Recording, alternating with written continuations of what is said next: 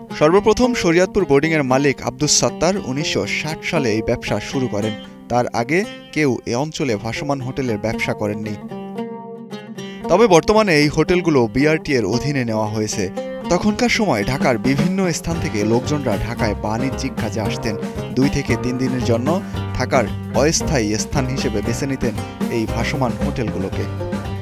যদিও এখনকার এই হোটেলগুলো তখন আরও বেশি ঝাঁকঝমকপূর্ণ ছিল, যা আপন রূপ হারিয়েছে বহু আগেই।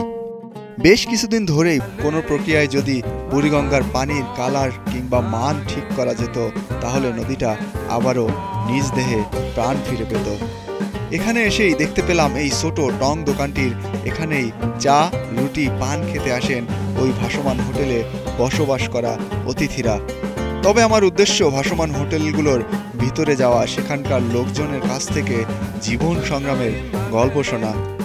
ঘাট থেকে একটু পশ্চিমে যেতেই নৌকার কাছাকাছি একটি টং দোকানের মতো করেই নাস্তার জন্য রুটি বিক্রি করছেন এই ভদ্রলোক। এখানে দাম কম হওয়ায় হোটেলে থাকা অতিথিরা এখান থেকেই নাস্তা করে থাকেন। ভাসমান হোটেলে থাকা মানুষগুলোর জন্যই তার এই আয়োজন। নদীর পাশে একটি চালা পেতে এমন রুটি বানানোর দৃশ্য আমাকে অন্যরকম এক অনুভূতি এনে দিয়েছে।